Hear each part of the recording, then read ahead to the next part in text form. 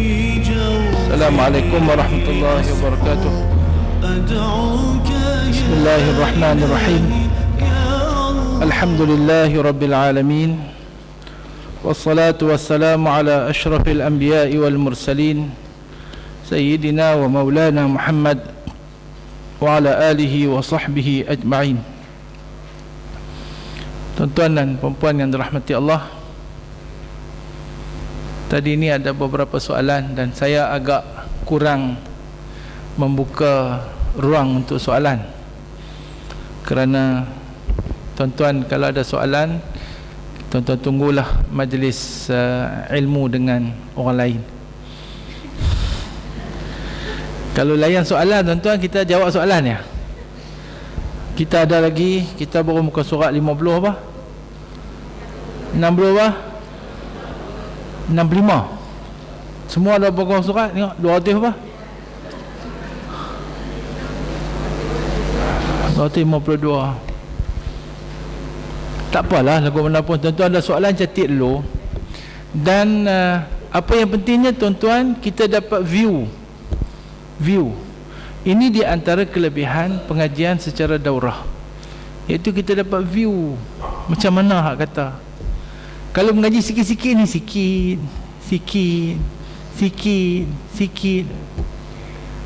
lagu tu kan, yang nu lebih mendalam perbincangannya dan lebih perbahasannya lebih luas.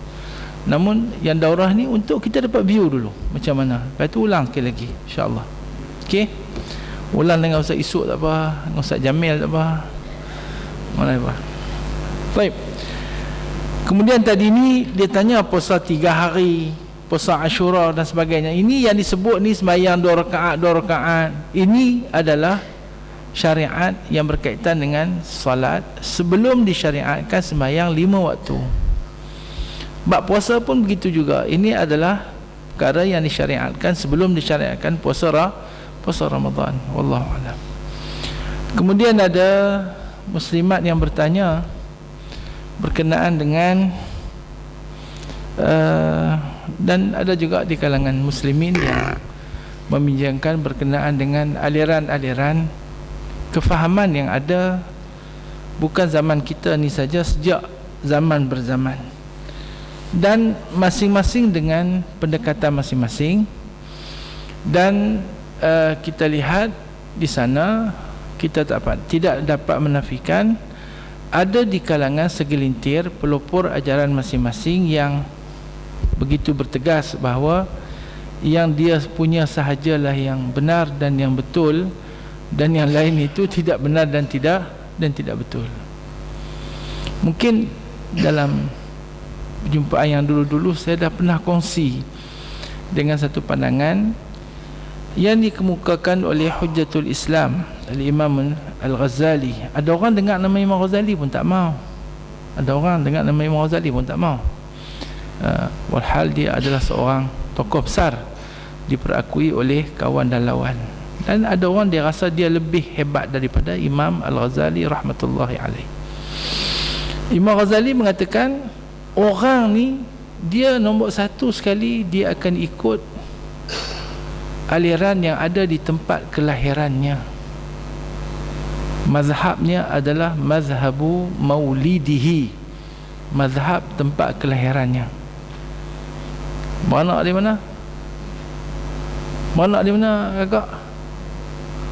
Mana al-ustaz? Mana di mana? Dilahirkan di mana? Perak. Dia ikut mazhab Perak. Okey. Bayangkan kalau tuan-tuan ini dilahirkan di Karbala, apa jadi? Bayangkan tuan-tuan ni kalau dilahirkan di mana? Di Riyadh, apa akan jadi? Kita akan mengikut mazhab tempat kita lahir.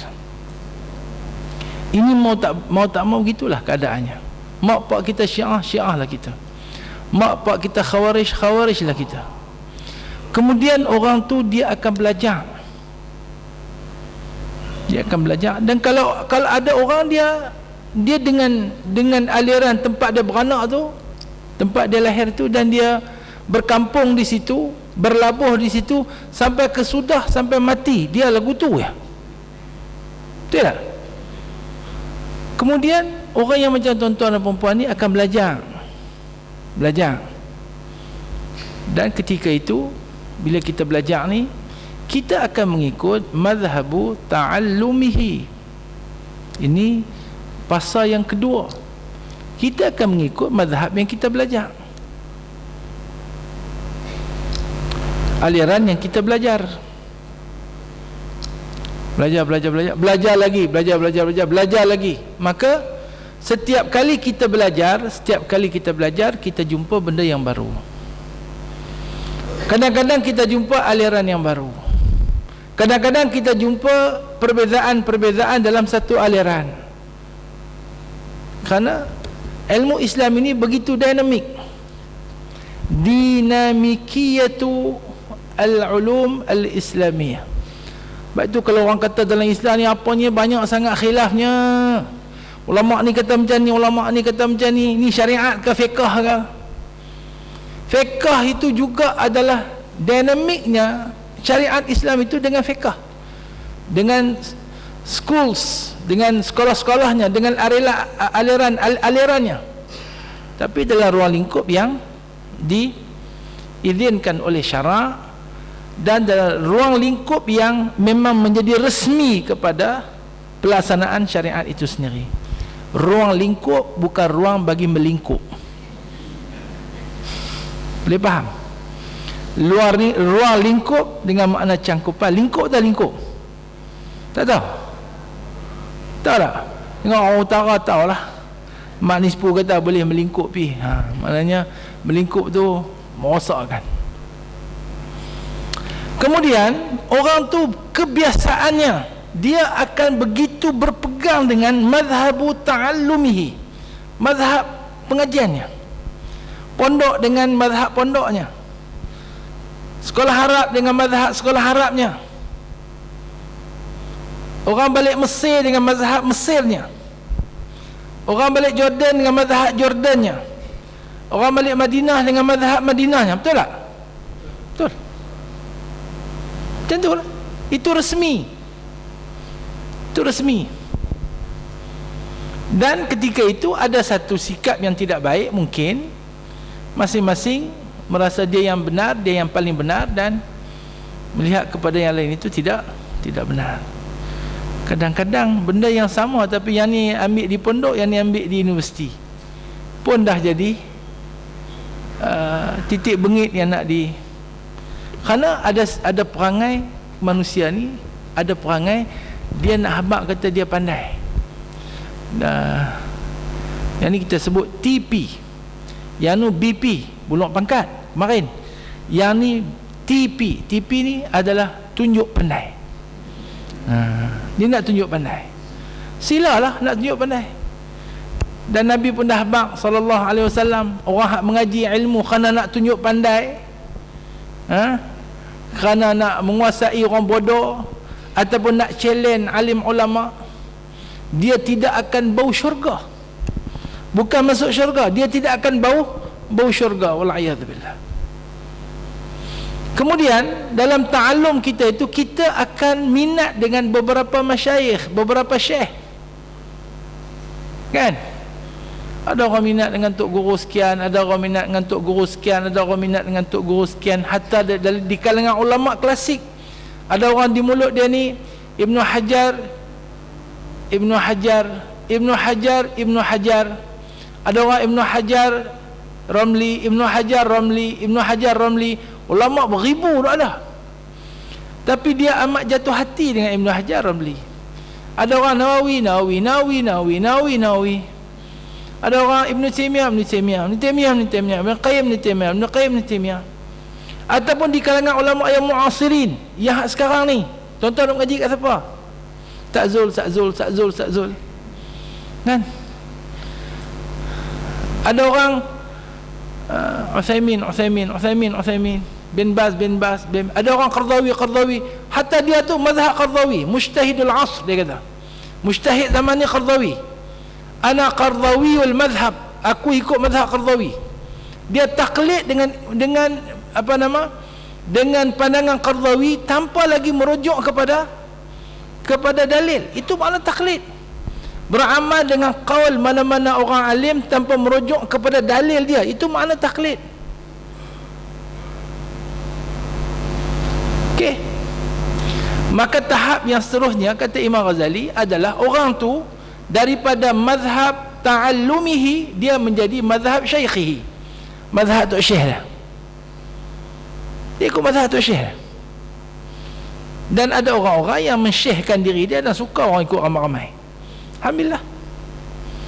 Itu satu kerja besar Islam yang dia buat. Dan dia hanya perlu pastikan pengikut dia mengikut yang benar, dan dia akan bersama dengan mereka di mahsyar nanti. Kalau benar, sairina ilal jannati tahta liwa'i sayyidil mursalin, sama-sama masuk syurga di bawah panji-panji sayyidil mursalin sallallahu alaihi wasallam.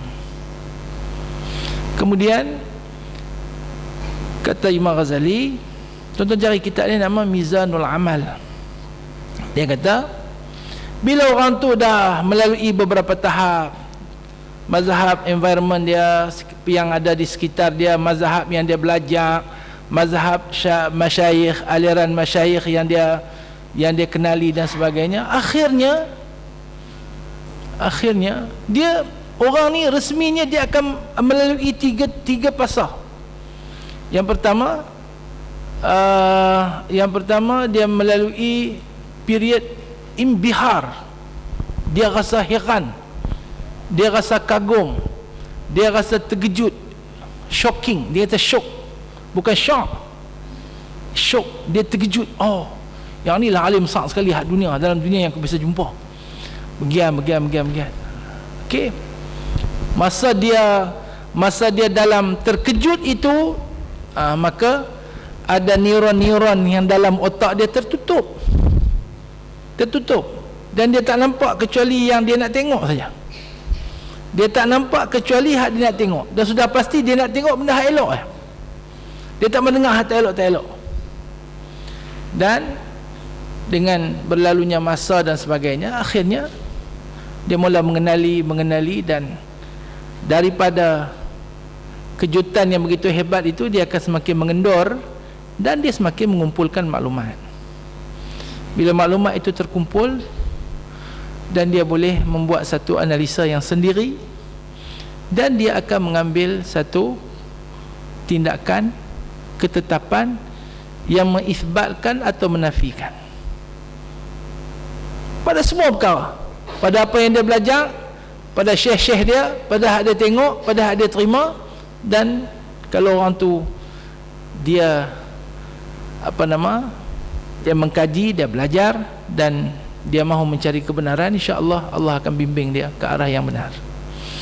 Dan akhirnya dia akan ada aliran dia sendiri, madhhabuhul khas, madhhab dia sendiri. Saya tak paksa tuan-tuan ikut aliran saya, dan saya tak paksa tuan-tuan menerima mana-mana aliran. Yang kita nak, kita belajar, kita memahami, kita buat pertimbangan. Cuma saya ingatkan, seharusnya kita belajar agama ini menjadikan kita daripada orang yang jahil kepada orang yang alim, orang yang tak reti kepada orang yang reti, orang yang lupa kepada orang yang ingat, orang yang jauh daripada Allah kepada orang yang dekat kepada Allah, orang yang mengabaikan tuntutan agama kepada orang yang memberi perhatian besar kepada tuntutan agama, orang yang buruk akhlaknya kepada orang yang baik akhlaknya, orang yang bersikap terpelajar, orang yang bersikap sombong dan bodoh kepada orang yang bersikap hormat dan terpelajar, educated, muhazzab, muta'allim, orang yang tertarbiyah. Ada apa makna kalau kita daripada bodoh, tak reti, jahil, tiba-tiba menjadi orang yang kononnya reti sangat, pandai lebih dari Imam Syafi'i radhiyallahu anhu, reti sangat-sangat ni, hal dia semua tak betul. Ni baca kunut ni masuk neraka, hang tahu tak? Daripada tak reti ni bodoh ngok ni, bodoh ngok ni nak i'rab dakhala pun tak reti. Nak i'rab dakhala pun tak reti, fi'il madhi dengan mudhari' pun tak boleh nak beza. Tiba-tiba jadi orang yang alim sangat, lebih alim daripada ulama-ulama besar. Okey. Daripada orang yang menumpu untuk memperdekatkan diri kepada Allah, melipat gandakan usaha menghampirkan diri kepada Allah, kepada orang yang keislamannya adalah mempertikaikan amalan-amalan yang dilakukan. Adakah ilmu itu? Tikai. Daripada orang yang seharusnya kita yang kurang berakhlak mulia ni, kepada orang yang hormat dan bersikap terpelajar, tetapi tidak menjadi sikap yang ganas, menjadi sikap yang tidak baik, memiliki sikap yang sombong, wajah pun nak senyum kat orang pun payah, masam macam dengan apa nama asam kerenda. Tahu asam kerenda? Tak tahu, pergi cari asam kerenda.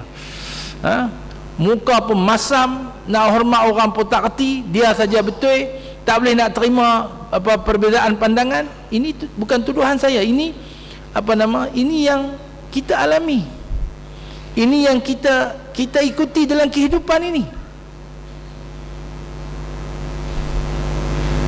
Cukup dengan mengangkat tangan dan membaca doa lepas sembahyang sudah menjadikan kita ni ahli bid'ah yang begitu tak boleh pakai. Jadi tuan-tuan boleh fikir sendirilah yang itu. Dan saya mungkin ada pandangan yang berbeza, dan apapun, kalau kita bersikap terpelajar, hormat, dan kita pandai untuk menguruskan perbezaan, kita akan selamat dunia dan akhirat. Saya bukan meminta kita untuk bersepakat dalam semua masalah, tak. Kerana kekhilafan ataupun perselisihan pandangan yang kita warisi ini umurnya sudah melebihi 1000 tahun. Apalah sangat kita di zaman ini yang mungkin kita boleh lakukan untuk menyatukan pandangan? Tidak. Hanya kita minta supaya perbezaan dan percanggahan, perselisihan pandangan itu diuruskan dengan baik. Itu saja. Selagi mana tidak menyentuh kepada perkara-perkara yang asas di dalam akidah, di dalam agama Islam. Jadi masalah kita kata khilaf, dia kata usul. Kita kata khilaf. Ada golongan kata yang ni bukan khilaf, ni usul. Siapa buat lagu ni murtad, syirik tak kuih. Itu problem lah. Doa kemarin, doa tadi yang kita baca dengan hormat penghulu kita Nabi Muhammad sallallahu alaihi wasallam, itu apa dia tu? Muka surat yang tu, muka surat yang tak, saya buku saya ni muka surat lain daripada tuan-tuan.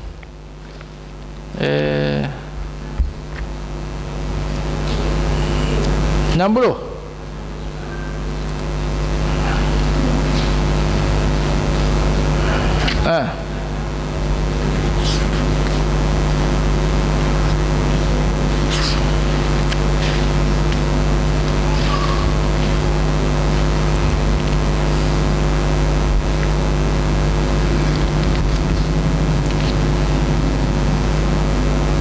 Muka surat 60. Dengan hormat penghulu kita Nabi Muhammad sallallahu alaihi wasallam. Hormat itu maknanya kemuliaan. Itu tawassul. Dalam ahlu sunnah, tuan-tuan tengoklah kitab mana pun payah nak jumpa ulama ini tidak tawassul dengan apa nama pangkat kedudukan Nabi sallallahu alaihi wasallam di sisi Allah azza wa jalla. Itu bagi sebahagian orang ni masalah akidah, buat lagu tu syirik terus itu. Itu masalahnya. Baik, kita sambung lagi. Bismillahirrahmanirrahim. Iman bertambah dan berkurang. Dan kata musannif rahimahullah, wa nafa'anallahu bihi fid dunya wal akhirah. Wa rujjihat ziyadatul imani bima tazidu ta'atul insani wa naqsuhu binaqsiha wa qila la khulfa kadha qad nuqila, yakni dan lebihkan qaul ulama dengan bertambah-tambahan iman sebab bertambah ibadah, dan kurang iman itu sebab kurang ibadat manusia.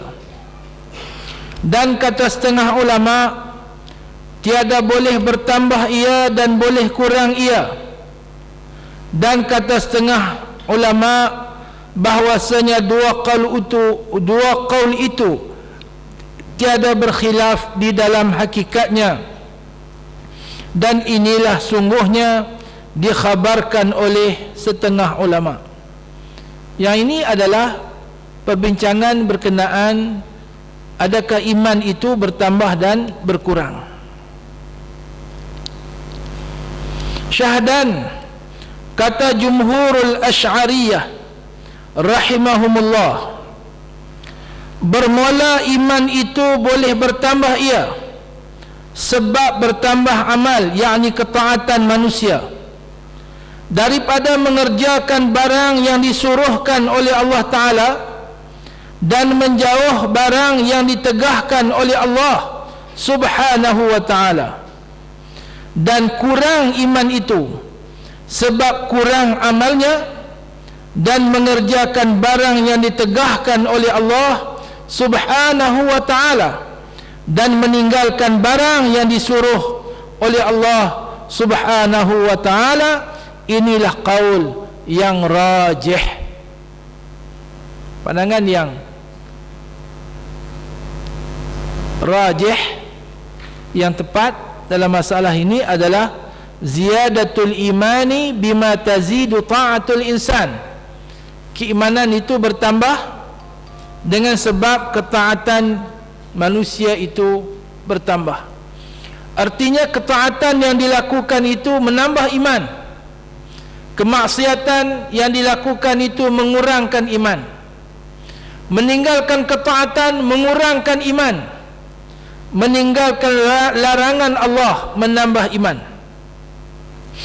Dan kata Imam Abu Mansur dan Imam Abu Hanifah radhiyallahu anhuma, dan iman itu tiada boleh bertambah dan tiada boleh kurang, kerana bahawa sesungguhnya hakikat iman itu racana daripada i'tiqad yang jazam, bukan yang jirim, yang jazam, yang jazam lagi sampai kesudahan jazam.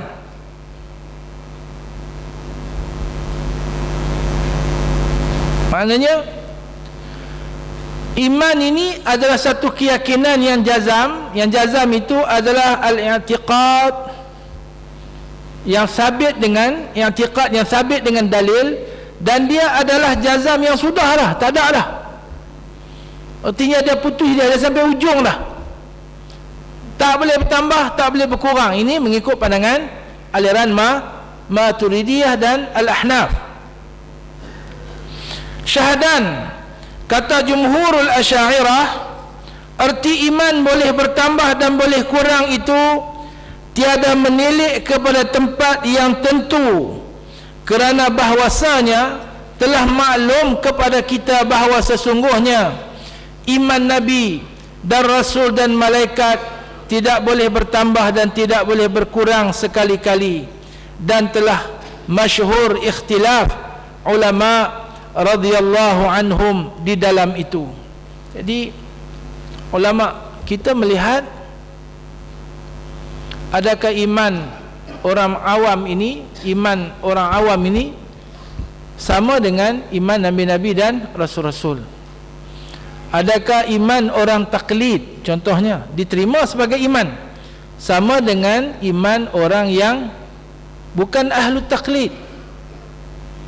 Adakah iman orang yang ahlu ta'ah, orang yang menunaikan ketaatan, sama dengan iman ahlul ma'siyah, orang yang melakukan kemaksiatan?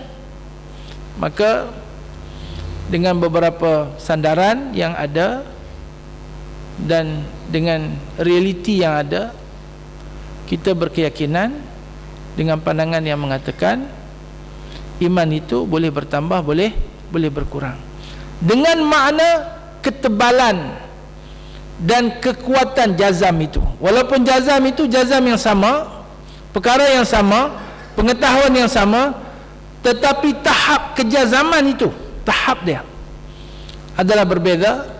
Bahkan nabi-nabi, rasul-rasul dan para malaikat alaihimussalam tidak berkurang langsung kejazaman mereka ini, bahkan bertambah-tambah. Adapun orang biasa seperti kita, ketaatan itu menambah kejazaman kita, dan kemaksiatan itu wallahu a'lam mengurangkan kejazaman tetapi tidak menafikannya. Apabila ditanyai engkau, adakah iman itu qadim atau baharu? Jawab olehmu, kata jumhur Hanafiyah, yaitu makhluk dengan i'tibar tasdiq orang mukallaf, dengan mengambil kira yang iman itu adalah kepercayaan yang lahir, yang ada, dulunya tak ada, kemudian ada dalam jiwa orang yang mukallaf, maka dia adalah makhluk. Mana dia boleh tak ada kepada ada. Dan kata setengah ulama, iman itu qadim dengan i'tibar hidayah Allah Ta'ala kepadanya dengan bersifat iman. Kalau dilihat bahawasanya iman itu adalah petunjuk Allah yang Allah berikan kepada siapa yang dia mahu, maka dikatakan kehendak Allah untuk dia beriman itu adalah qadim. Ini tertakluk kepada iradah Allah azza wa jalla.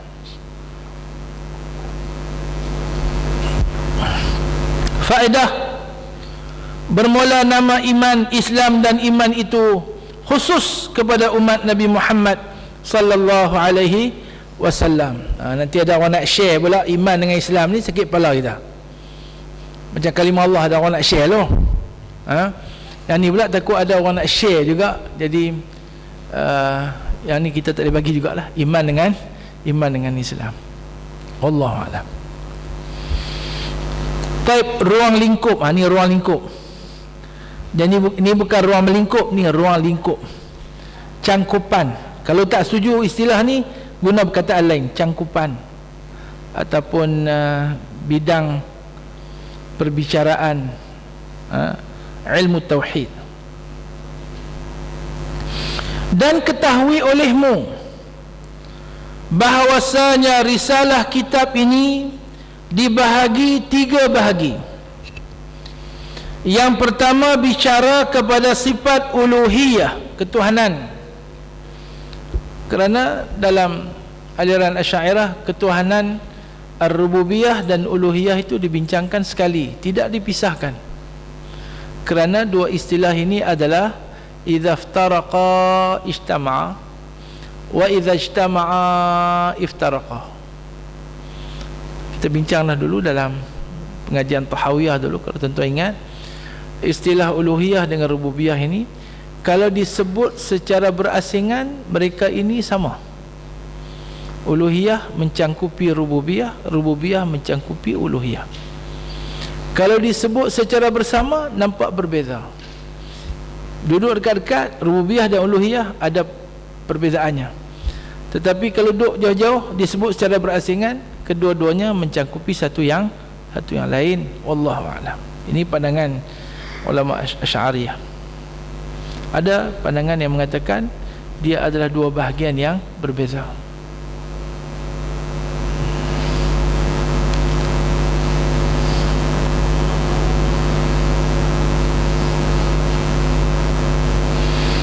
Yang kedua kepada Nabawiyah.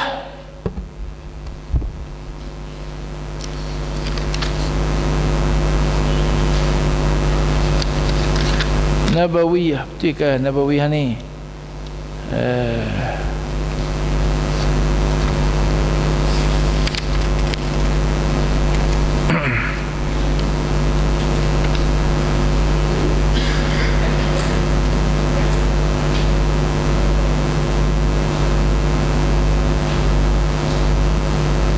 Nabawiyah, betul, Debu Nabawiyah.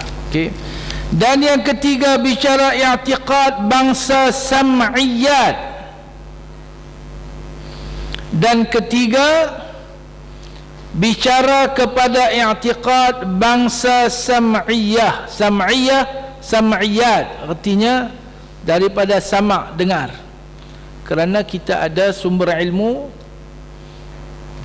kita panca indera, kemudian sumber ilmu kita nazar, iaitu analisa yang dibuat oleh akal fikiran, itu juga ada sumber ilmu, kajian-kajian.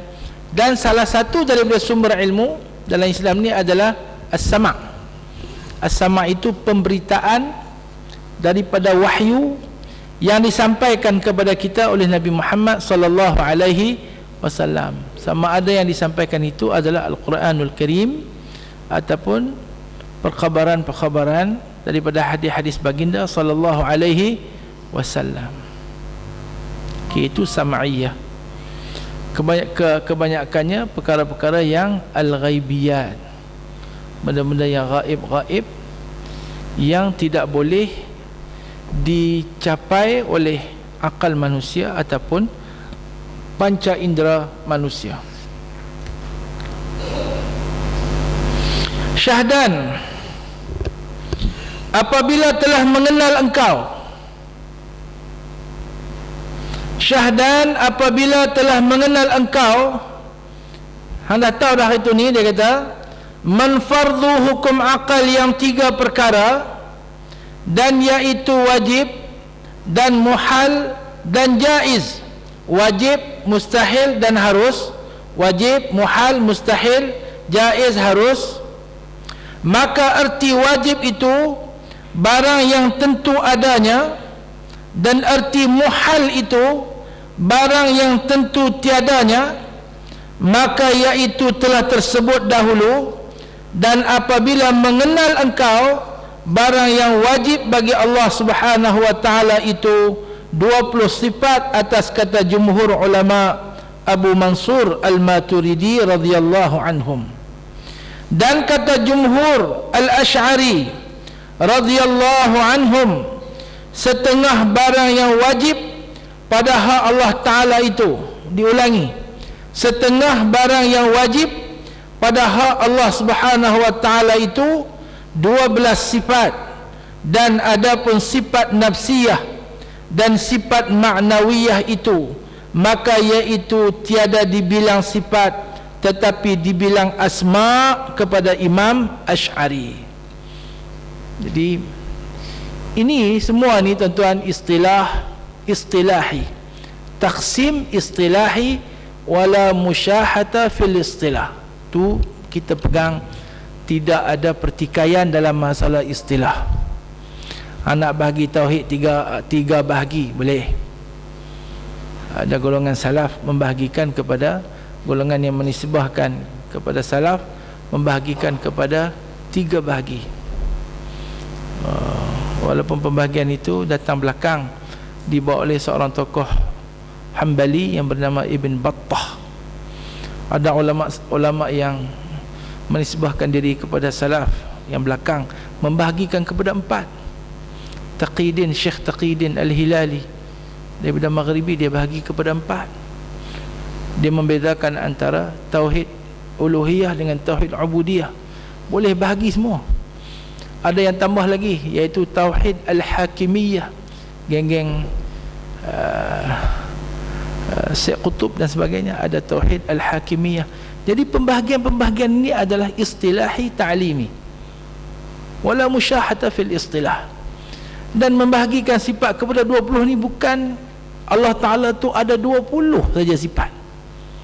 Dia hanya sebahagian daripada sifat-sifat yang wajib pada Allah, yang pada ijtihad ulama Asy'ariyah dan Maturidiyah ini sekurang-kurangnya kena faham yang ini. Sekurang-kurangnya kena faham yang ini. Itu pada ijtihad dia. Dia tanya apa sebab tak ada ghadab, tak ada hub, tak ada mahabbah, tak ada makar, tak ada maqad. Itu semua sifat Allah. Maka kita akan tengok nanti tamana duduknya Dan sebenarnya tidak ada, saya pun letih masalah ni, dan kita bincang-bincang, akhirnya kita akan dapati perselisihan ini adalah istilahi walaysa jauhariyan. Anna al-ikhtilaf fi hadhihi al-mas'alah ikhtilafun istilahiyun walaysa jauhariyan. Bukan pada apa? Pada hakikat benda tu. Tidak ada beza. Mentauhidkan Allah, beriman dengan kerasulan Muhammad sallallahu alaihi wasallam, kiblat yang sama, nak laksana syariat yang sama, cuma dalam pendekatan yang berbeza-beza. Tapi dah kalau nak ambil sikap ta'assub kepada pengajian, ta'assub kepada masyayikh, dan tidak mahu menjadi orang yang terpelajar dalam menghadapi persoalan-persoalan sedemikian, maka kita akan lihat ada di sana sikap-sikap sombong dan agak menunjukkan kebodohan, tetapi dianggap sebagai keilmuan dan kebenaran. Wal'iyadzubillah. Baik. Jadi dalam yang kata sifat 20 ni bukan mazhab Asy'ari, dia adalah mazhab Maturidi. Mazhab Asy'ari, sifat yang wajib dikenali hanya 12. Kemudian sifat nafsiyah wujud tu bukan sifat. Wujud tu zat. Wujud tu adalah zat. Wujud tu adalah nama Allah Azza wa Jalla, asma. Kemudian sifat ma'nawiyah, kaunuhu yang 7 itu adalah merujuk kepada nama-nama Allah Azza wa Jalla. Nanti kita tengok. Adapun sifat 20, setengah daripada yang wajib bagi Allah Subhanahu wa taala atas kata Imam Abu Mansur, iaitu dibahagi atas 4 bahagi. Pertama nafsiyah, kedua salbiyah, ketiga ma'ani, dan keempat ma'nawiyah. Dan ada orang kata sebenarnya 7 ya. Sebenarnya tu 7 saja. Kerana yang dilihat sebagai sifat 7 tu saja, pada sifat ma'ani dan pada sifat salbiyah dan yang lain itu merujuk kepada zat Allah Azza wa Jalla, wallahu a'lam. Baik. Syahdan, arti sifat nafsiyah itu, maka iaitu sifat yang wajib bagi zat selagi ada zat, halnya tiada dengan illah dan ma'lul. Tiada dengan illah, tiada dengan sebab, dan tiada dengan yang disebabkan. Jadi kewujudan Allah tidak wujud dengan mana-mana sebab, illah dan ma'lul. Illah ini lebih kurang makna sebab lah. Illah ni kerana, pasal apa? Pasal apa dia ada? Oh, pasal ada alam. Dia ada. Kalau tak ada alam, dia tak ada. Jadi masa alam tak ada lagi, dia pun tak ada juga lah. Itu tak boleh. Kalau beriktikad begitu, salah. Jadi sifat nafsiyah ini adalah kewujudan zat dalam keadaannya wujud dan tidak dikeranakan dengan apa-apa kerana ataupun yang dikeranakan. Dan arti sifat salbiyah, maka barang yang madlulnya itu menafikan barang yang tidak layak bagi Allah Ta'ala. Sifat nafsiyah ini, sifat yang madlulnya, yang dia tunjuk itu, apa yang nak ditunjukkan itu adalah menafikan perkara yang tidak layak bagi Allah. Contoh wahdaniyah, esa. Salbiyahnya adalah menafikan syarik bagi Allah Azza wa Jalla, menafikan syirik bagi Allah Azza wa Jalla. Dan arti ma'ani itu, maka iaitu racana bagi sifat yang maujud bagi zat. Dan arti ma'nawiyah itu tiap-tiap sifat yang subut bagi zat, halnya melazimi bagi sifat ma'ani. Jadi ma'ani dan ma'nawiyah ini ada lazim melazimi. Ini hanya pada segi ta'aqqul, dan bagaimana kita nak memahami. Dan taksim ni taksim istilahi. Saya nak habaq banyak kali ni. Taksim ni adalah taksim istilahi. Memang mai belakang. Maturidi mati 334. Maturidi mati tahun 334. Imam Asy'ari tahun 333, setahun. Lepas tu awak tauhid 3 serangkai mati tahun berapa? Mati tahun 600, nak tahu berapa? Mati tahun 700 kalau tengok fatrah zamaniyah tu. Betul Imam Sanusi tahun 900, jauh lagi. Imam apa nama Laqani, Ibrahim Laqani tahun 1041, jauh lagi. Itu syarahnya, itu pengumpulannya. Tapi hak asalnya yang mana lebih dekat kalau kita soalkan daripada sudut tempoh masa. Tapi tak seharusnya menjadi pertikaian. Baik. Sifat nafsiyah ni mula nak kuih ni semakin agak sukar dan tuan-tuan semakin lapar. Lepas tu lepas lohok lagi semakin menjadi orang yang tawadhu'. Saya pelambat ni pasal lagi bila sampai perbahasan ta'alluq ni tuan-tuan sakit kepala. Ataupun kita jam boleh saya abang sikit ya, kita jam boleh juga, tapi tak syok kita daurah ni Ustaz Yusuf kata akan kita buat sekali lagi, sambung bagi perhabis pelan-pelan. Buku tu tulis nama, pakcik tulis nama tulis, saya tulis apa, nama dengan tarikh lagi, nombor telefon, tulis nombor telefon dengan alamat. Kalau saya jumpa duk lempak kata-kata kita orang bagi free, saya nanti telefon balik, ni ambil buku buat apa ni, lempak-lempak ni.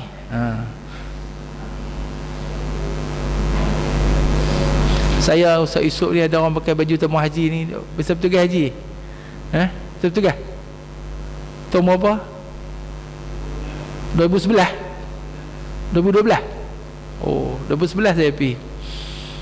Pengalaman saya tugas haji kami tugas haji ni, bila jemaah balik masuk dalam bilik ni, antara benda hak mereka tinggal ni buku-buku haji je lah. Buku panduan haji hak kala kuning tu, buku hak kala merah tu, buku checklist tu, lempak betul ya. Pergi ambil haji lah. Lepas tu ilmu haji lempak-lempak, lembak-lembak, bangla apa nama, bangla buang, tidak memuliakan ilmu. Buku-buku doa tu haji tu. Dan kata musannif rahimahullah, fawajibul lahul wujudu kadza baqa'ul la yushabu bil adam. Okey. Dan kata musannif rahimahullah, fawajibun lahul wujudu, yakni wujud itu sifat nafsiyah, artinya wajib bagi Allah Subhanahu wa ta'ala bersifat wujudnya dengan zatnya yang menafikan Adam ni dinafikan Adam sabiq, Adam lahiq, Adam mustamir. Istilah ya, benda mudah ya. Adam ni tiada sabiq, Adam sabiq ketiadaan yang sebelum, Adam lahiq ketiadaan yang selepas, Adam mustamir ketiadaan yang senantiasa, yang berterusan. Adam sabiq beranak tahun berapa? Ustaz beranak tahun berapa? Wih, tahun merdeka. Ustaz ni anak merdeka betul. Ustaz beranak, Ustaz diperanakkan pada tahun 57. Tahun 56 Ustaz duduk mana? 54. Tahun 48 perjuang pejuang kemerdekaan, menentang Melayu Union. Pak Cik ada arut masa tu. Tahun 48 dah. Tak dengar. Ustaz Pak Cik 48 dah lah, umur 5 tahun. Sama-sama tu angkat bendera depan kelab Sultan Sulaiman tahun tu. Begitu. Jadi masa 48, 45, 50, sebelum tu, beranak 57 lah. Yang tu dia duduk mana? Adam tak ada. Itu disebut sebagai Adam sabiq. Pada hak pakcik lah, Adam sabiq. Kemudian Adam lahiq. Hantuh mana hantuh? Ada yang hantuh? Tak ada. Lah ni ada hantuh tak? Di muzium ada lukis dia, tak Melayu hilang di dunia. Tu hantuh. Mana hantuh? Dulu ada tak? Wih, tak tahu pula. Oh, tuan-tuan ragu-ragu pada kewujudan hantuh. Oh, kalau segi ilmu tauhid macam mana? Tak jazam lah. Tidak kesudahan jazamnya terhadap kewujudan hantuh. Ni kena tambah amal ni. Tambah amal kemelayuan supaya menebal jazam kewujudan hantuh. Hantuh ni ada lah. Ada apa? Dalam kitab Sulalatus Salatin, Tun Sri Lanang menceritakan tentang kewujudan hang tuah. Dia kata dia main sekali dengan hang lipo, hang cebat, hang lekui. Kan? Yang banyak sekali hang tempat kami. Hang buat apa? Hang nak pergi mana? Abang kat hang, bak hang, hang ni hang. Tapi katalah hang tu ada. Saya percaya hang tu ada. Lah ni dia ada tak? Dan ni dia tak ada. Dulu ada, lah tak ada. Dipanggil Adam lahiq. Adam lahiq. Okey, yang tu yang hang-hang. Yang sang pula. Kita ada sang apa?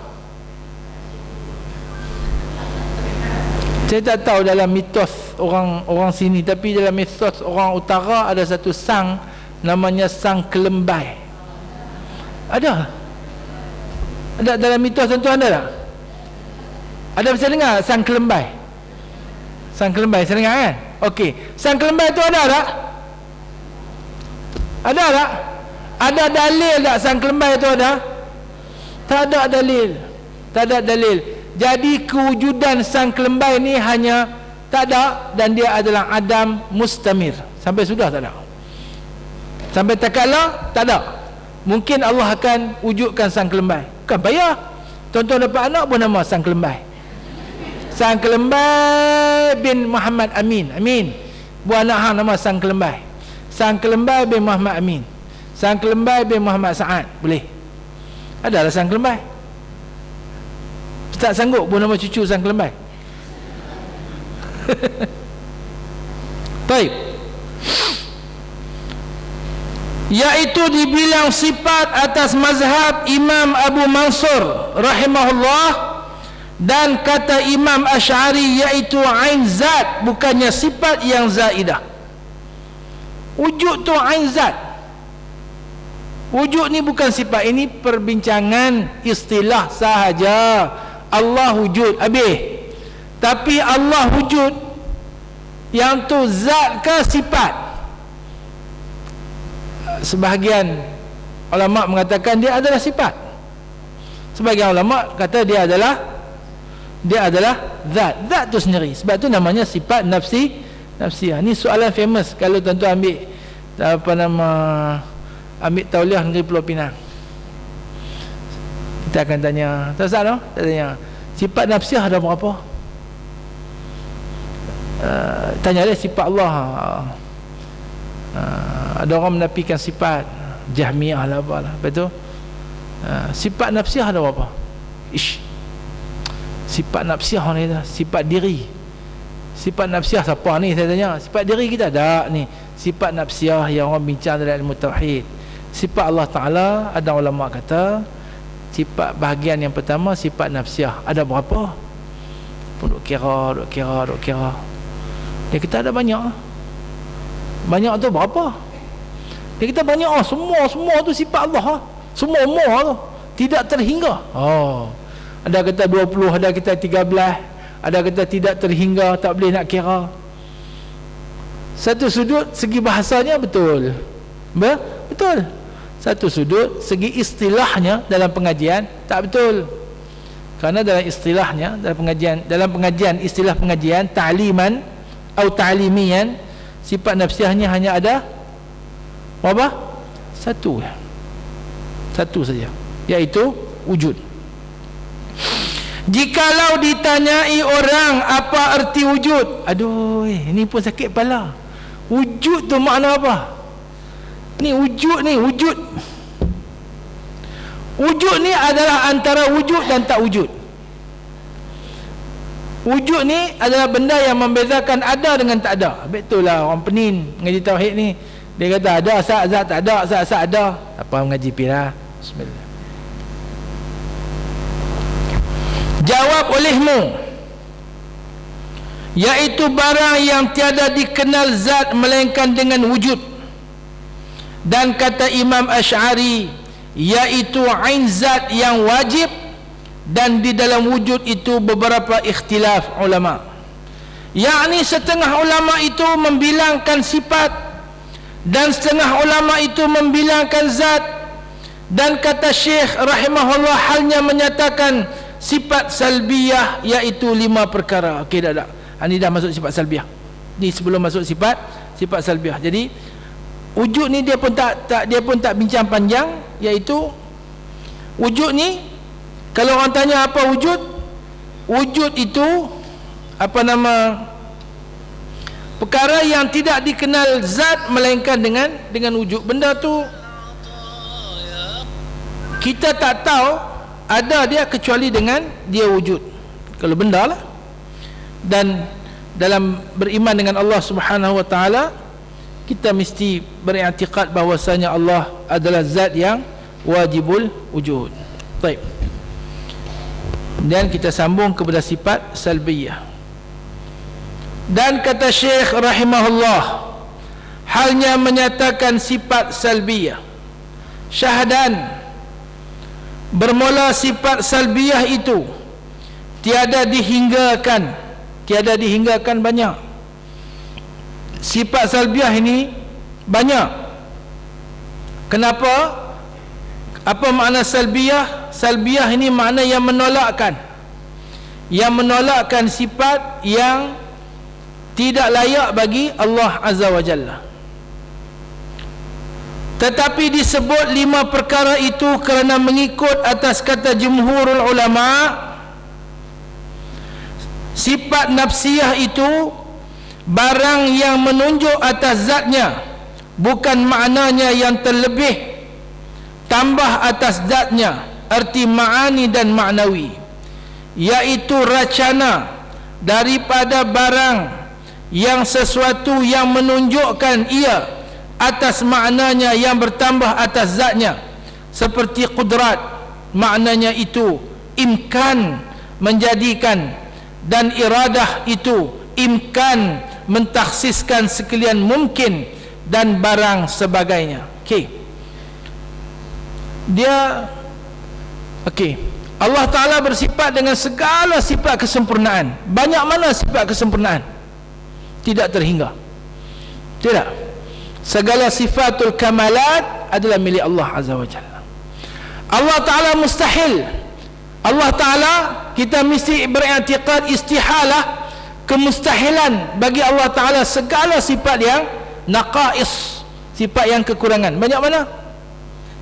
Berlambak sifat yang kekurangan. Jadi segala sifat yang menafikan sifat kekurangan itu adalah milik Allah Azza wa Jalla, dan ianya tidak terhingga. Kemudian dihamak 5 perkara mengikut jumhurul ulama. Dihamak 5 perkara ni. Kenapa? Kerana sifat nafsiah itu hanya menunjukkan atas zat dan tidak menunjukkan perkara yang lebih daripada zat. Kemudian sifat ma'ani dan maknawi itu perkara yang menunjuk kepada makna, dan makna itu perkara yang dipahami bukan hanya pada zat Allah Azza wa Jalla, tetapi menjangkaui perkara yang lain. Dia bagi contoh qudrat, kuasa. Maka yang kita faham kuasa Allah Ta'ala itu imkan ijad, Imkan ijad ini Allah Ta'ala mempunyai keupayaan, Allah Ta'ala berkuasa. Imkan ijad, Allah Ta'ala berkuasa untuk mengadakan ataupun mentiadakan apa yang dia mahu, mengikut apa yang dia mahu. Allah Ta'ala berkuasa mengadakan dan Allah Ta'ala berkuasa mentiadakan apa segalanya, menggerakkan, mendiamkan, mengeringkan, membasahkan, menghujankan, mengkemaraukan. Itu pada kuasa Allah, tidak boleh dipertikaikan. Kemudian iradah adalah imkan takhsis. Imkan takhsis maknanya Allah Ta'ala berkuasa untuk mengkhususkan apa yang dia berkuasa itu. Allah Ta'ala boleh menghujankan, Allah Ta'ala boleh mengkemaraukan, Allah Ta'ala mengkemaraukan. Itu adalah kehendak Allah. Yang dikemaraukan itu hanya lembah Kelang contohnya, itu kehendak Allah Azza wa Jalla. Itu takhsis, dia khususkan kemarau itu bagi lembah Kelang. Allah Ta'ala boleh bagi penyakit, Allah Ta'ala boleh bagi sihat. Tiba-tiba Allah Ta'ala takhsiskan bagi penyakit itu pula penyakit demam denggi. Demam denggi itu pula bagi penduduk kawasan sekian. Kita pun pergi buat tengok, jumpa sarang nyamuk, jentik-jentik, buat gotong royong. Orang lain pun ada sarang nyamuk tak ada kena jentik-jentik pun, tak ada kena demam denggi pun. Itu adalah bertakluk dengan iradah Allah Azza wa Jalla. Okay, nanti kita lihat nanti. Dia cuma di sini nak abang kata sifat nafsiyah beza dengan sifat yang ma'ani dan ma'nawiyah pada jangkauan itu. Ini hanya pada zat Allah. Sifat salbiyah pun begitu juga. Tapi yang ini menjangkaui dan merangkumi lebih daripada zat Allah Azza wa Jalla. Ini juga adalah sebagai ta'lim semata-mata. Baik, sifat salbiyah qidam dan baqa. Kadza baqa'un la yushabu bil adam. Al-qidam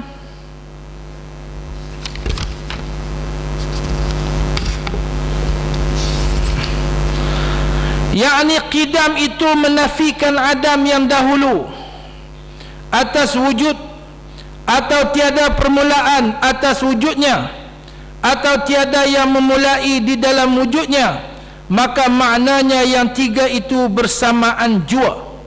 Okey, apa makna qidam? Yang penting qidam itu menafikan adam. Ini qidam yang istilahi.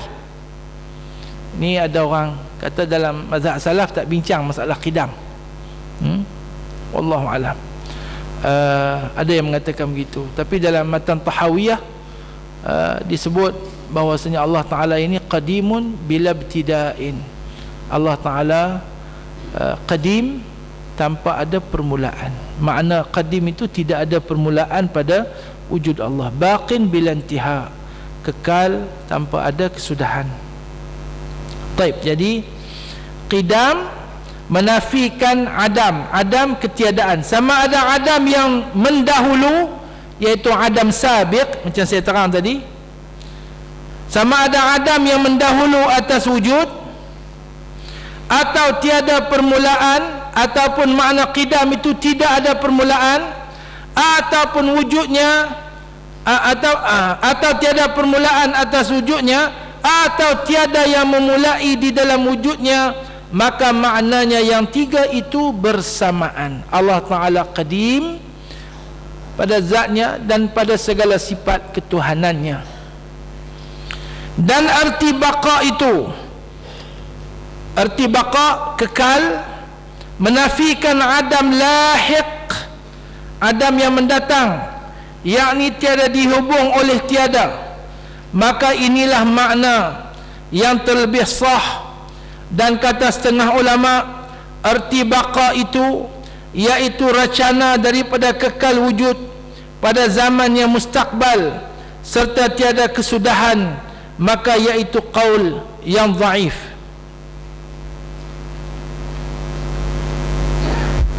Pada Syekh, pandangan ini ada pandangan yang dhaif kalau kata makna baqa tu kekal pada zaman yang di hadapan. Yang kita faham, kata beliau, yang kata baqa tu dah ada dan tidak menerima tiada yang lahiq, tiada yang akan datang. Artinya tidak menerima tiada pada adanya, pada kewujudannya. Baik. Dan kata setengah ulama, qadim dan baqa itu sifat nafsiyah namanya. Ada ulama kata qadim dengan baqa itu masih lagi sifat nafsiyah. Dan kata setengah ulama sifat idhafiyah, dan kata setengah ulama sifat yang hakikat dan ma'nawiyah, dan kata setengah ulama keduanya itu sifat salbiyah, maka qaul yang akhir itu mu'tamad.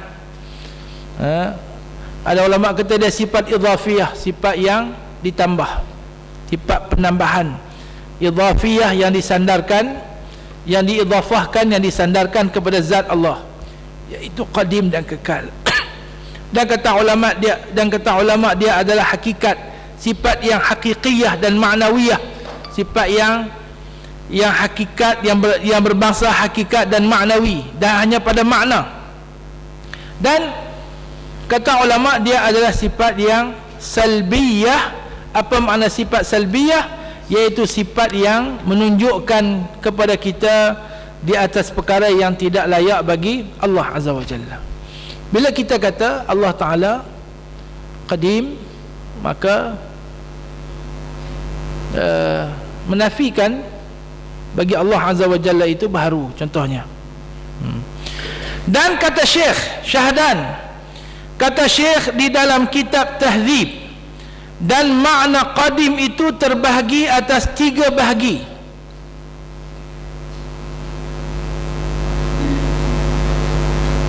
Pertama, qadim zati namanya, dan kedua qadim zamani, dan ketiga qadim idhafi. Dan kata qadim zati iaitu racana daripada wujud yang tiada dahulu lainnya, serta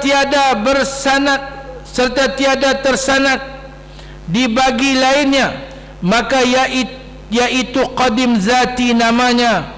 Arti zat Allah Ta'ala itu qadim zati namanya.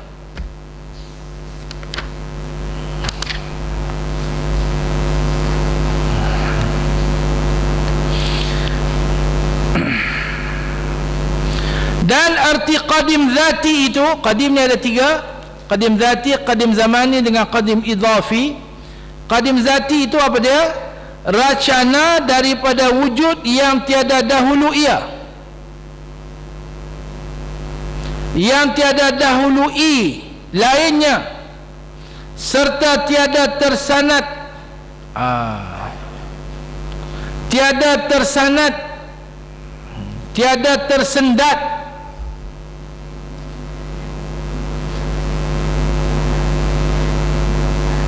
tiada tersanad di bagi lainnya. Boleh baca 2, tiada tersendat, bukan tiada tersanad. Tiada tersanad ini tiada terhubung. Sanad tu mana hubung, tiada yang berhubung bagi yang lainnya. Artinya kewujudan Allah Azza wa Jalla ini tidak didahului dengan perkara lain. Artinya la syai'a qablahu, tidak ada satu pun sebelum daripada Allah Azza wa Jalla, wala syai'a ba'dahu, tidak ada suatu pun yang selepas daripada Allah Azza wa Jalla. Allah Azza wa Jalla, artinya tidak ada suatu yang mendahului Allah, dan tidak ada suatu yang berhubung dengan Allah Azza wa Jalla. Dan yang lebih penting kita faham qadim zati ini qadim dengan arti tidak ada yang mendahului Allah Azza wa Jalla, dan kewujudan Allah tidak dimulakan dengan satu permulaan. Kat tu ya, tak usah fikir habis-habis. Bukan usah fikir habis-habis, tak usah fikir lebih daripada tu, kerana kita tidak mampu lagi nak fikir lebih daripada tu. Kat tu ya. Dan arti qadim zamani, maka iaitu racana daripada sesuatu yang tersandar bagi lainnya serta tiada didahului oleh Adam, yakni tiada sifat Allah itu qadim zamani dan qadim zamani dan arti qadim dan arti qidam zamani, maka iaitu racana daripada barang yang tersandar bagi lainnya serta tiada dahulu oleh Adam, seperti tiada sifat Allah itu qadim zamani namanya kerana tiada dahulu oleh Adam serta tersandar baginya zatnya. Dan jangan engkau namai qidam zamani itu antara dalam wujudnya zat dan sifat, kerana bahwasanya demikian itu mustahil kepada Allah Subhanahu wa taala, kerana bahwasanya dalam i'tiqad kita wujud sifat dan zat itu bersamaan, dan antaranya tiada wujud tersandar zat bagi dinamai sifat itu qadim zamani. Maka engkau yakinkan perkataan itu, kerana bahwasanya banyaklah orang yang sesat di dalam kata itu daripada orang yang ahli martabat 7 yang tiada ditunjuk oleh Allah Ta'ala akan dia oleh jalan yang betul, dengan tiada berdapat guru yang mursyid lagi zahid lagi berpegang kepada ahlu sunnah wal jamaah radhiyallahu anhum. Okey, jadi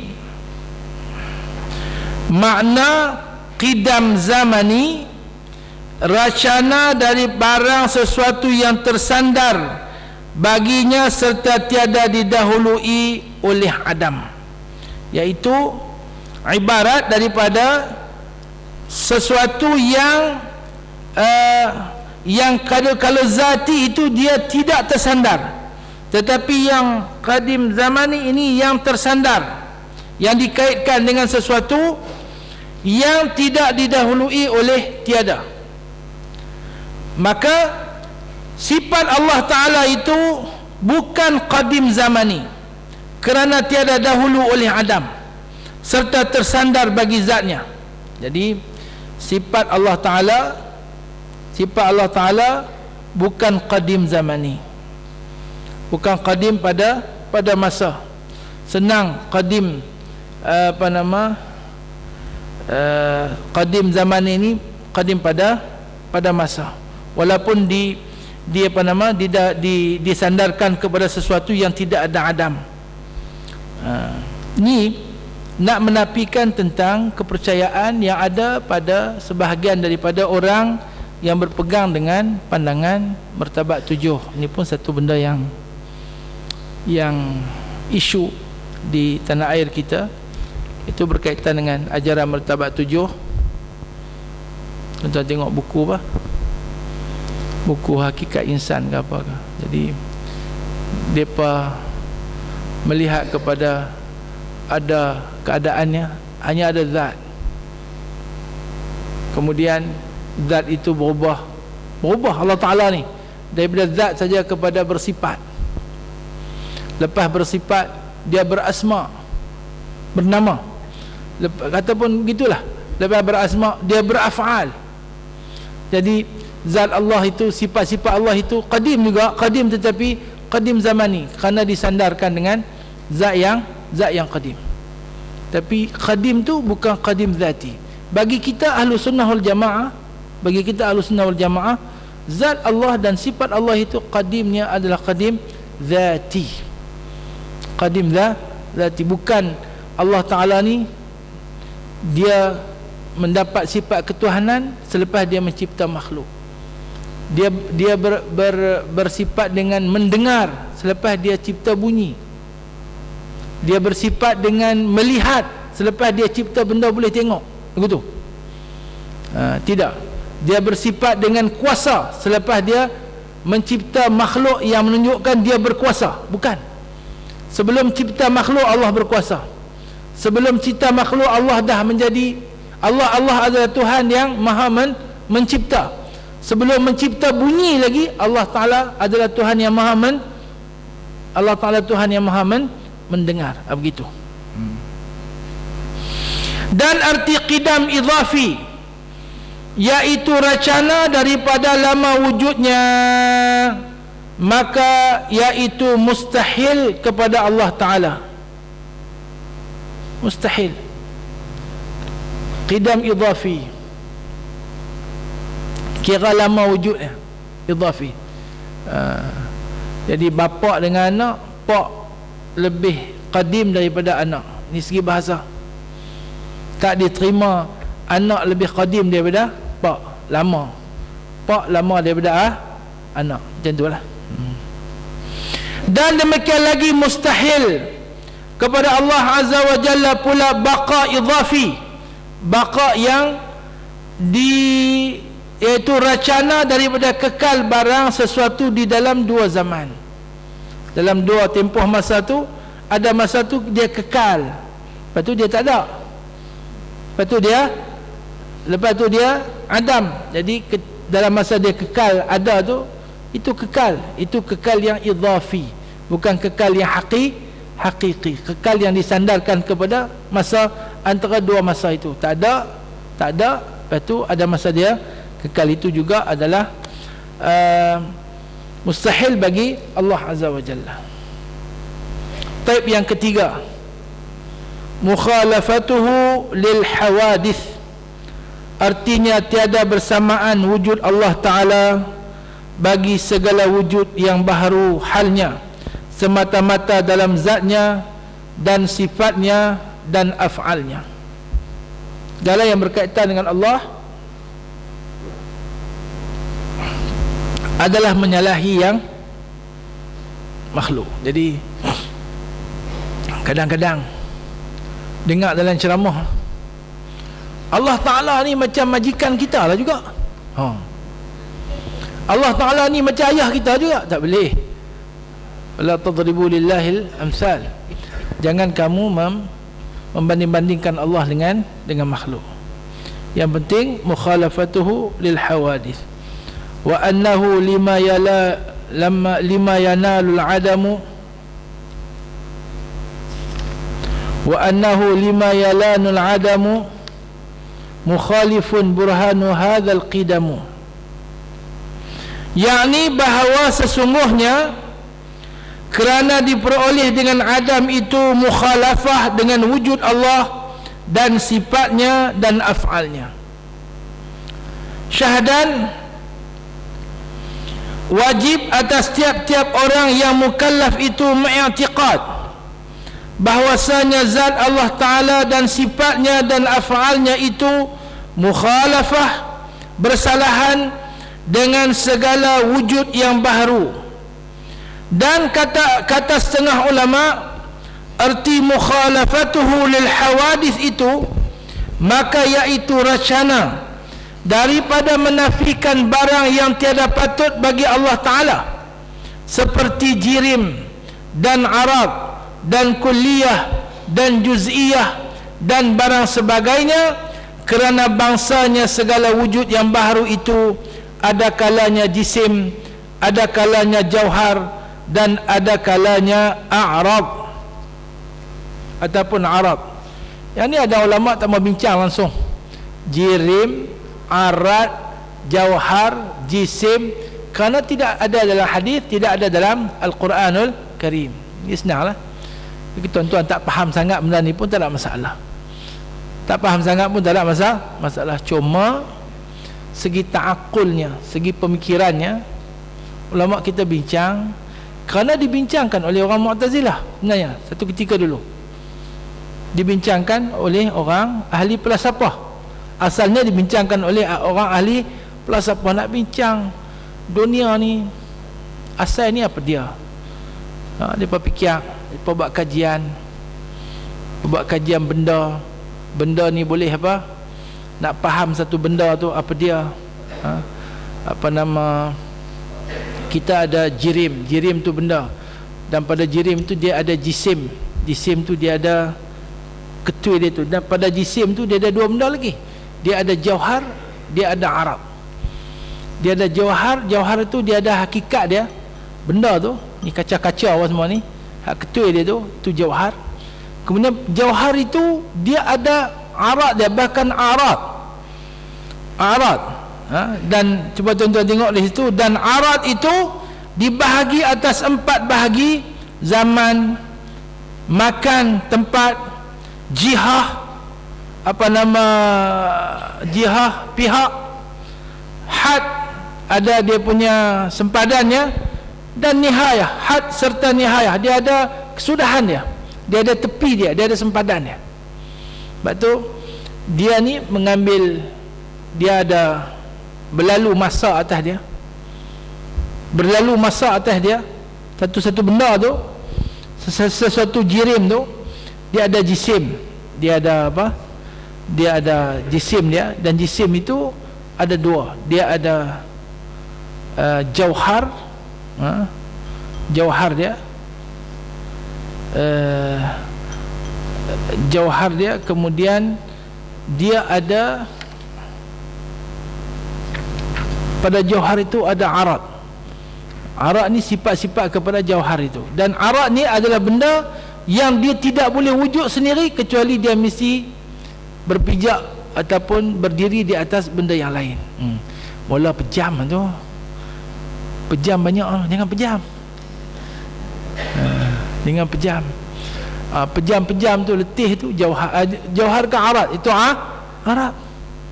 Letih kuat itu arad. Mana ada letih menjuk dia letih, ada letih tak mana yang duduk letih tu,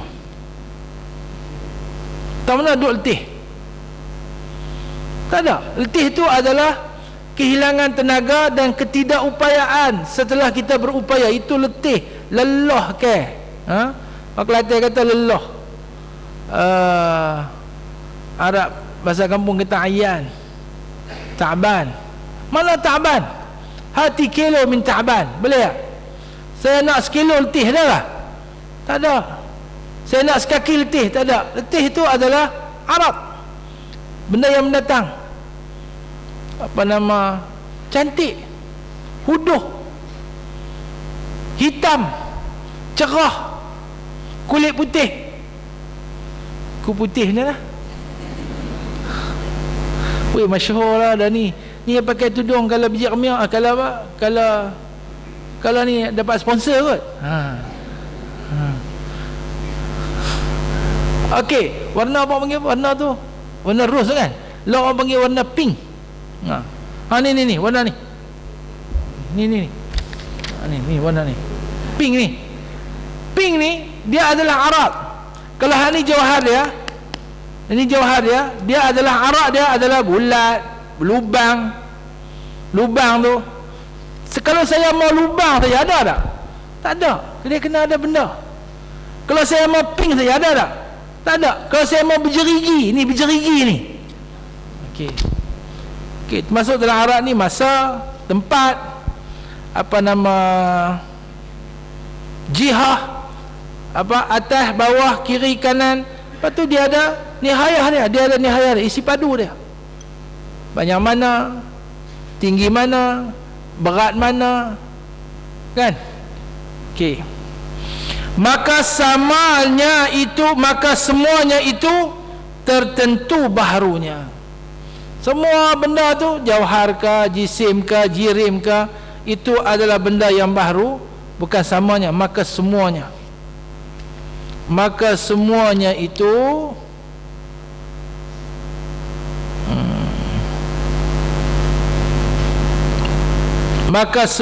itu tertentu baharunya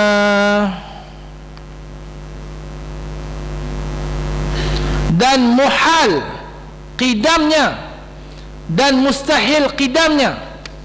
Benda ni, benda yang ada tepi, benda yang ada jihah, benda yang bertempat, benda yang berzaman. Berzaman ni benda yang bermasa, dulu, kini, akan datang, dulu, kini dan selamanya. Dulu, kini, apa dia? Selamanya. Dulu, kini, selamanya, apa-apa, yang tu semua masa. Dan Allah Ta'ala mencipta masa. Allah Ta'ala mencipta masa itu dicipta oleh Allah Azza wa Jalla. semuanya muhal qidamnya, mustahil qidamnya, dan suci Allah Ta'ala daripada yang demikian itu. Wallahu a'lam.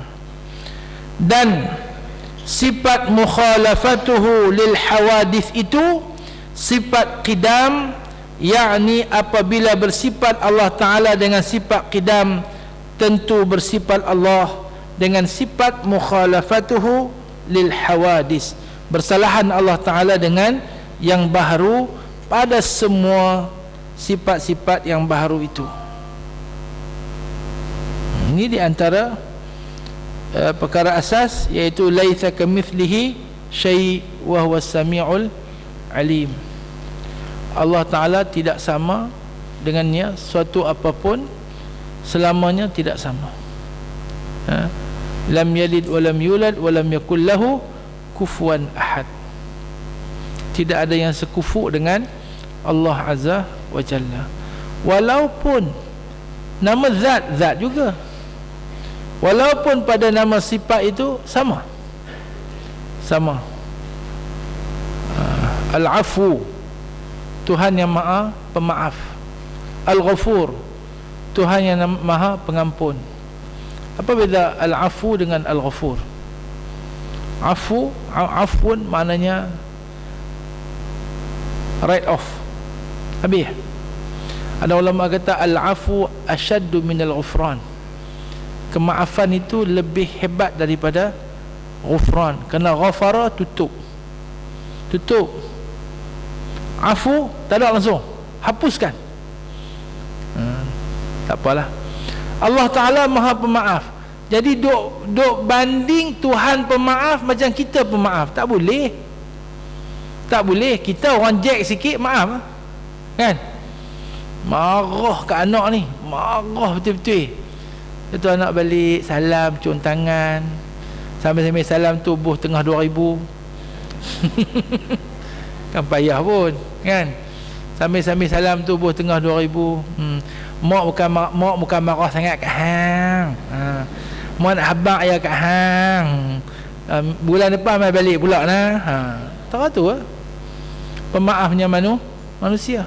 Pemaaf Allah Ta'ala, maaf tetapi ghayah dia tu maaf, tetapi ujung dia tu ada kemuncak dia tu maaf, tetapi dia tidak sama dengan sifat makhluk. Marah macam tu juga. Marah, maaf, suka, benci. Benci, kabura maqtan indallah, amat besar kebencian pada Allah. Benci meluat ni sama dengan makhluk lah? Tak sama sangat-sangat. Tak sama. Kita kalau benci meluat, tengok pun tak mau, dengar nama pun tak mau, meluat betul-betul, betul tak? Allah begitu lah. Nama sifat itu sama, tetapi tidak sama. Baik. Kalau satu lagi,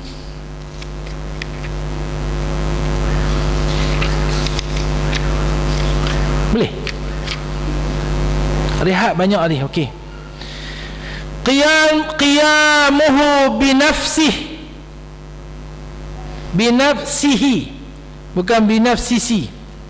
Qiyamuhu binafsihi dan wahdaniyah. Dan keempat, qiyamuhu binafsihi, buhish belakang.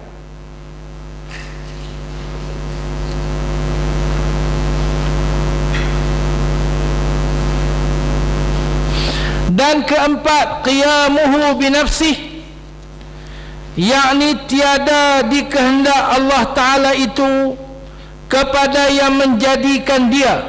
Itu nombor satu. Makna qiyamuhu binafsihi, Allah Ta'ala tidak berhajat kepada yang menciptakan Allah, dan tiada berkehendak ia kepada zat yang lain.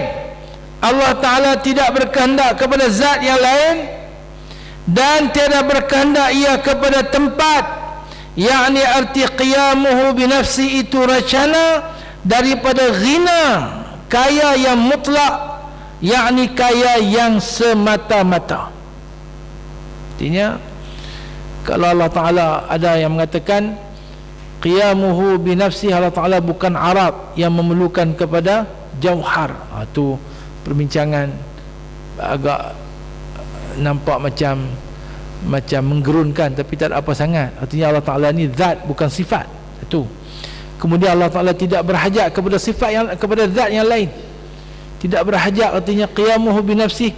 Allah Ta'ala tidak berhajat kepada siapa-siapa yang lain, tak berhajat kepada perbuatan makhluk, tak berhajat kepada makhluk.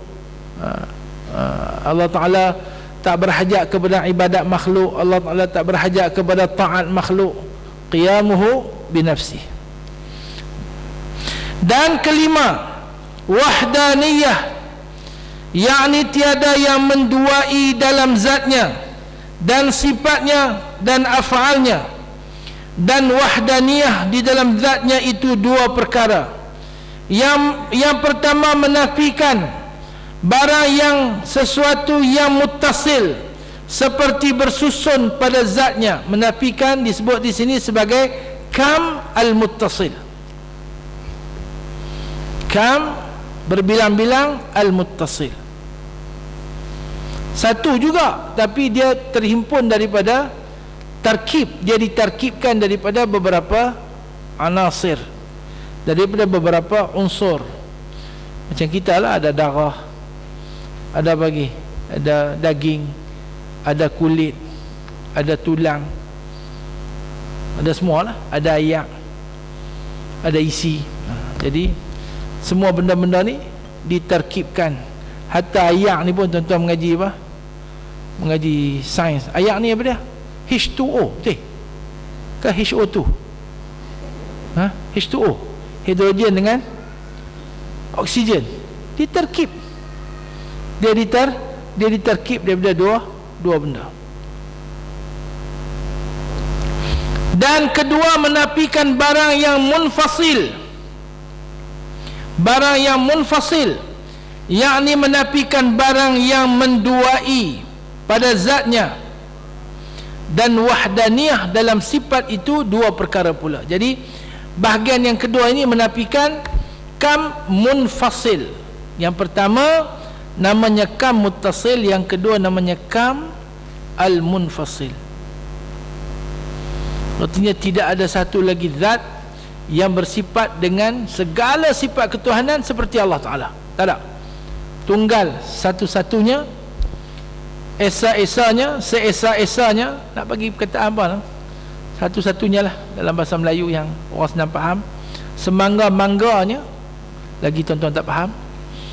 Saya ingat saya sebut 40 kali dah semangga-mangga ni. Semangga-mangga ni arti tak ada hal lain dah. Balik abang kat isteri, hang lah kekasih aku semangga-mangganya. Dia syok. Dia syok. Okey. Semangga-mangganya Allah Ta'ala ya. Ada tak lagi satu zat yang bersifat dengan segala sifat, yang kesempurnaan, yang mustahil baginya segala sifat, yang kekurangan, naqais, seperti Allah Ta'ala? Ada tak? Tak ada. Itu menafikan kam munfasil. Taib. Wahdaniyah dalam sifat pula. Yang tu wahdaniyah dalam zat. Wahdaniyah dalam sifat pula dua perkara. Yang pertama, menafikan bersusun-susun dalam sifat Allah Ta'ala. Maknanya menafikan ada terkib pada sifat Allah Azza wa Jalla. Dan yang kedua, menafikan barang yang menduai di dalam sifat Allah Ta'ala. Artinya Allah Ta'ala ada satu samak, bukan dua samak, tiga samak, empat samak. Satu basar, bukan dua basar, tiga basar, empat basar. Okey. Dan wahdaniyah dalam af'al itu menafikan dua perkara. Yang pertama, menduai akan af'al Allah di dalam menjadikan atau meniadakan. Dan yang kedua, menafikan barang sesuatu yang lain daripada Allah Ta'ala, yang memberi bekas ia barang sesuatu dengan adatnya atau dengan kuatnya. InsyaAllah Ta'ala lagi akan datang bicaranya dan masalahnya iftiqar alam kepada Allah Ta'ala. Iftiqar alam, berhajatnya semua alam ini berkehendak kepada Allah Azza wa Jalla. Jadi fahamlah kita, berbilang-bilang ni ada berbilang-bilang pada zat, ada berbilang-bilang pada sifat, ada berbilang-bilang pada apa? Pada af'al, pada perbuatan. Ini dipanggil al-kumum. Ada yang menyebut al-kumumul khamsah, ada yang menyebut al-khumum as-sittah, kumum yang 6, kam yang 6. Jadi kam munfasil pada zat, kam muttasil pada zat, mustahil pada Allah. Kam munfasil pada sifat, kam muttasil pada sifat, mustahil pada Allah. Af'al yang munfasil, yang muttasil pada zat, af'al apa? Kam yang muttasil pada af'al dan kam yang munfasil pada af'al juga mustahil pada Allah Azza wa Jalla. Artinya dalam af'al Allah wahdaniyah, maknanya tidak ada berbilang-bilang pada menjadikan dan mentiadakan. Dan begitu juga pada af'al Allah, segi munfasilnya Allah yang ada, yang mentiadakan, yang fa'il, yang hakiki hanya Allah Azza wa Jalla, dan tidak memberi bekas benda yang lainnya. Tak berkesan, tak bagi bekas. Lapan ayak dahaga lah. Orang Pulau Pinang kata lapan ayak dahaga, minum ayak, hilang dahaga itu hukum adat. Minum ayak hilang dahaga, tapi yang hakikatnya yang menghilangkan dahaga Allah Azza wa Jalla. Baik. Dan kata setengah ulama, erti wahdaniyah di dalam af'al itu, af'al ni perbuatan Allah, Allah khaliqa lil alam, bukan in, Allah, an la khaliqa lil alami illa Allah, bahwasanya tiada yang menjadikan alam melainkan Allah Azza wa Jalla. Dan kata Syekh Sanusi, wahdaniyah itu dibahagi atas 3.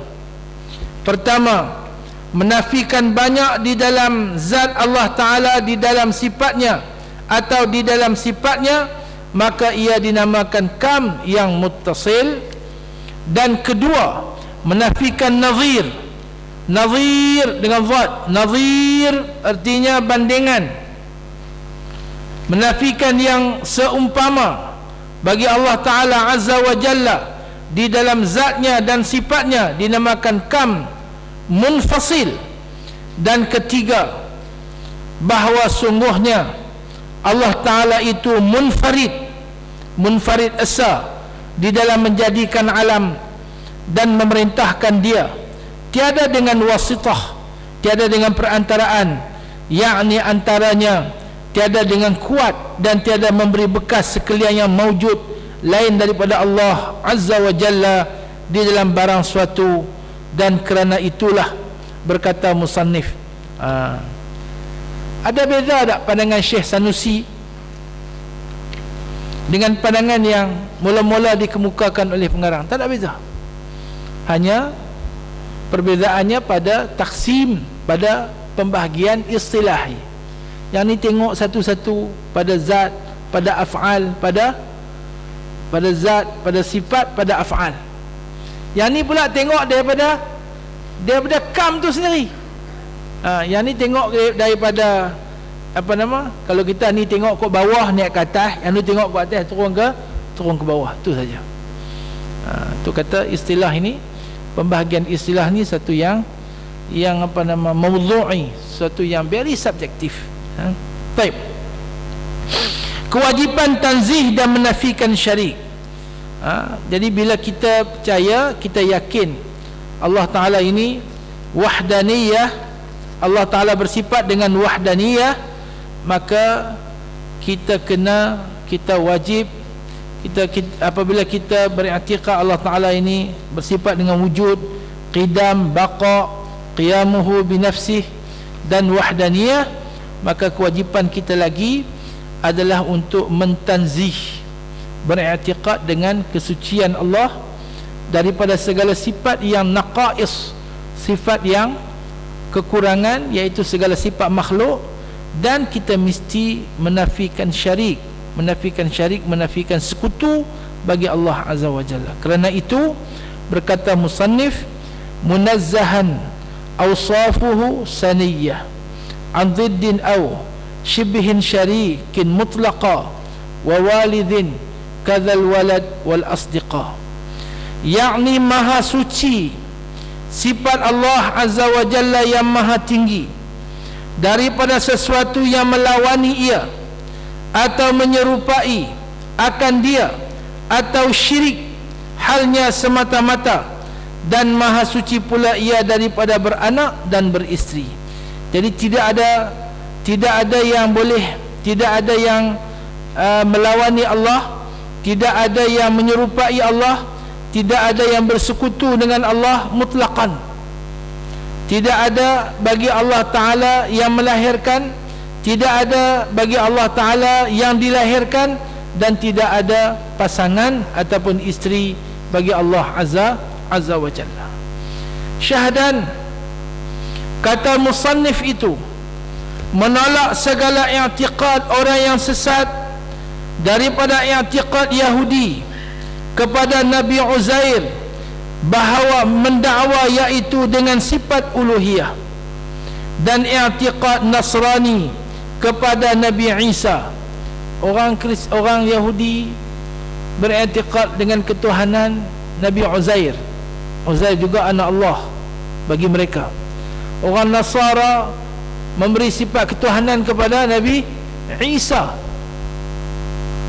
mengakui Isa itu anak Allah, dan akhirnya mereka keliru dalam al-aqanim yang mereka wujudkan. Tuhan Pak, Tuhan Anak, lepas tu Ruhul Quds. Yang mana satu Tuhan? Yang mana satu tu Tuhan?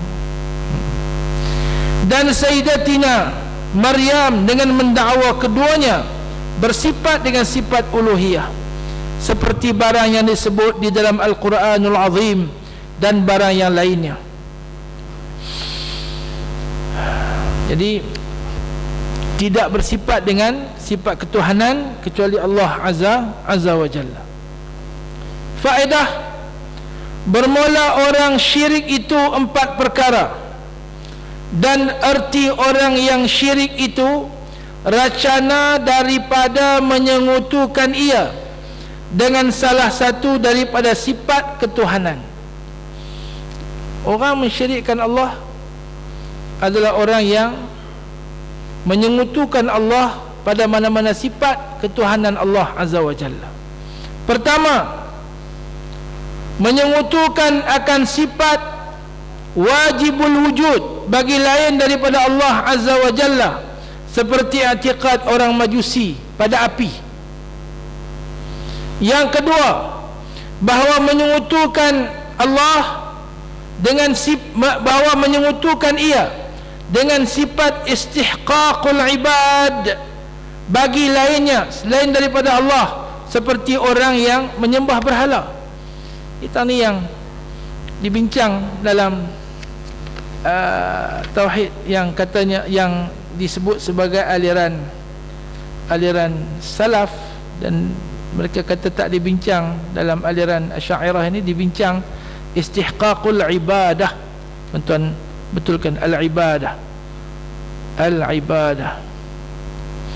Dan yang kedua, bahawa menyengutukan ia dengan sifat istihqaqul ibadah bagi lainnya, seperti orang yang menyembah berhala. Ini menafikan, mentauhidkan Allah Azza wa Jalla. Artinya kita faham Allah yang bersifat dengan sifat, segala sifat kemuliaan ini, sifatul ijlal wal kamal, sifat kemuliaan dan kesempurnaan, hanya Allah sahaja yang mustahiq, yang berhak, al-ma'bud bihaq, yang diberi perhambaan diri dengan sebenar. Syirik apabila orang itu memberikan istihqaqul ibadah, hak untuk pengabdian diri kepada yang lain daripada Allah. Yang ketiga, bahawa menyengutukan ia salah satu daripada sifat salbiyah bagi lainnya daripada Allah Ta'ala, seperti i'tiqad orang yang falsafah dengan mengqadimkan alam. Falsafah ni falasifah. Falasifah ejaannya falasifah. Falasifah ni maknanya ahli-ahli falsafah yang mereka beriktikad dengan alam ini qadim. Dan yang keempat iaitu menyengutukan dengan menjadikan alam dan setengah ibarat ulama dengan sifat rububiyah seperti i'tiqad Namrud la'natullahi alaih, i'tiqad Fir'aun dengan mendakwa keduanya bersifat rububiyah. Fir'aun kata, tengok ni, wa hadhil anhar tajri min tahti. Ni dia buat apa? Dia buat projek tali ayak ni pun. Dia buat projek tali ayak, dia kata nampak ni, sungai ni pun berjalan, aku yang bagi berjalan. Risau. Lebih kurang Fir'aun ni pun ramai juga. Lebih kurang i'tiqad Fir'aun ni pun ramai juga. Dia bagi rezeki, dia bagi senang, dia bagi susah, wala'iyadzubillah. Dan barang sebagainya daripada orang Qadariyah dengan bahawasanya barang lain daripada Allah Ta'ala itu memberi bekas dengan adatnya ataupun dengan kuatnya, bil quwwah. Ada orang kata ni minum ayak ni adatnya bagi hilang dahaga, bagi bekas hilang dahaga ni ayak ni pada adatnya kebiasaannya. Itu salah. Ada pula yang mengatakan al-quwwah al-muwadda'ah. Ni teori al-quwwah al-muwadda'ah. Segi saintifiknya mungkin betul, iaitu dalam ayat ini ada kekuatan, ada unsur kekuatan yang Allah Ta'ala letak untuk menghilangkan dahaga. Ayat ni membasahkan ke apa.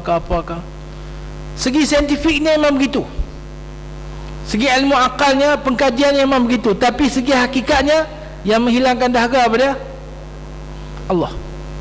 Itu saja. Tidak menafikan kajian, tapi kena faham yang memberi hilang dahaga itu adalah Allah. Sakit, tuan-tuan sakit sangat, kajian kata ubat sekian, yang bagi sembuh siapa? Allah.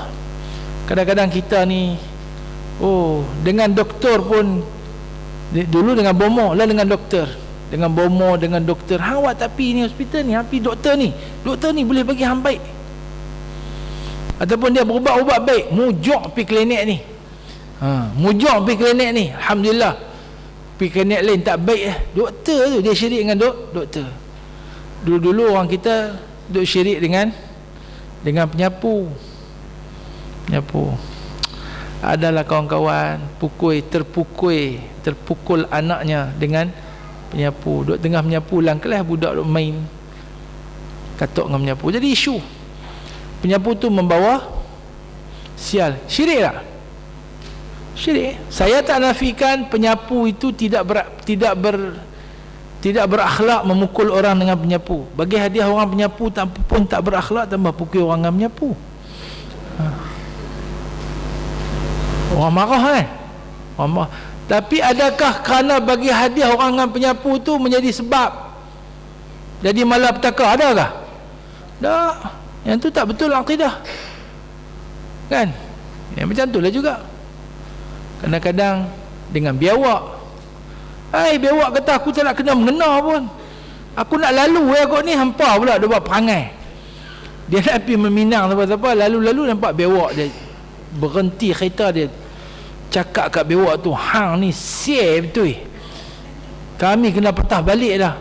Biawak tu kalau boleh bercakap, dia kata hang kasih aku kasih, hang lalu tempat aku, dia lalu tempat biawak. Habislah biawak tak nak kena mengena dengan biawak. Tapi orang Melayu ni tambahlah, kalau Allah uji pula lepas tu jadi apa-apa.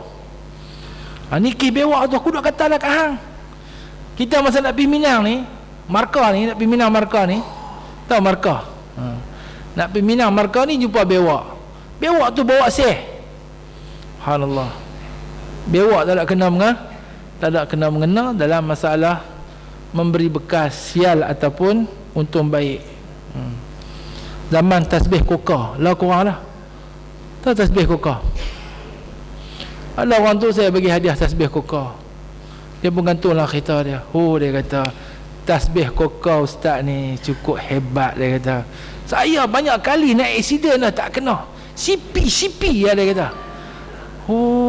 Dengan tasbih kokah aku bagi ke hang ni, hang jadi syirik pula. Mau main balik tasbih. Saya ambil balik tasbih. Dia pun pergi balik. Apa dengan tasbih kokah tu, berapa banyak orang jadi syirik? Banyak orang jadi syirik dengan tasbih. Ada tasbih kokah tak? Ada salah kalau nak pakai tasbih kokah? Tak salah. Tapi bila i'tiqad tasbih kokah tu memberi bekas. Yang seronok ada buat balik tu haji, pembimbing haji duk meniaga tasbih kokah. Ni bahaya ni. Tak esok meniaga tasbih kokah balu. Dengan tasbih kokah pun jadi syirik orang Melayu.